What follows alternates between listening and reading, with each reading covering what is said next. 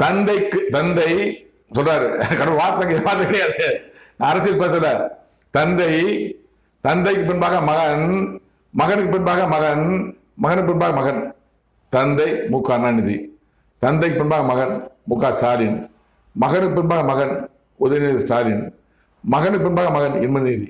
இதான் அரசியல் ஆதாயம் தேடியவர்கள். இவங்க எல்லாம் அரசியல் தேடியவங்க, அரசியல் ஆதாயம் தேடியவர்கள்.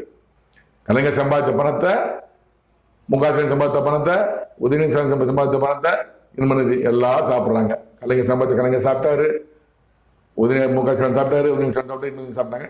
எல்லாம் அரசியல் ஆதாயம் தேடியவர்கள். இவங்க எல்லாமே அரசியல் ஆதாயம் தேடியவர்கள். என் வார்த்தை எல்லாம் கடவுள் வார்த்தை. மேலும் மேலும் மேலும் தேட நினைக்கிறவர்கள். அரசு சம்பாதிக்கணும் அதுக்கு தான் முதலமைச்சர் கொடுத்தாச்சு, சம்பாதிச்சு நிறைய பல கோடி சம்பாதிச்சுட்டாங்க அப்படின்னு கடவுள் சொல்றாரு. மேலும் இன்னும் சம்பாதிக்கணும்னு நினைக்கிற